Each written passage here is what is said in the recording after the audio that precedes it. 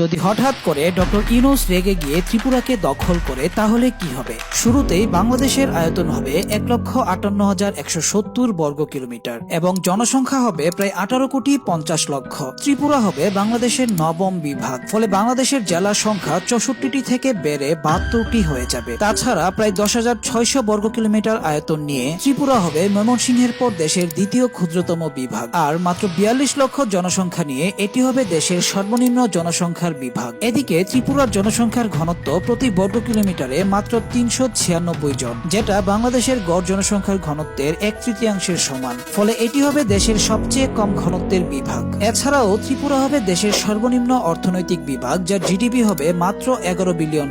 ফলে মাথাপিছু $২৬৪২ জিডিপি নিয়ে এটি হবে বাংলাদেশের ষষ্ঠ ধনী বিভাগ, যার অবস্থান হবে খুলনার পরে এবং ময়মনসিংহের ঠিক আগে। ত্রিপুরার ৮৩% জনগণ হিন্দু ধর্মের অনুসারী, ফলে বাংলাদেশের হিন্দু জনসংখ্যার পার্সেন্টেজ ৭.৯৫% থেকে বেড়ে ৯.৬% হয়ে যাবে।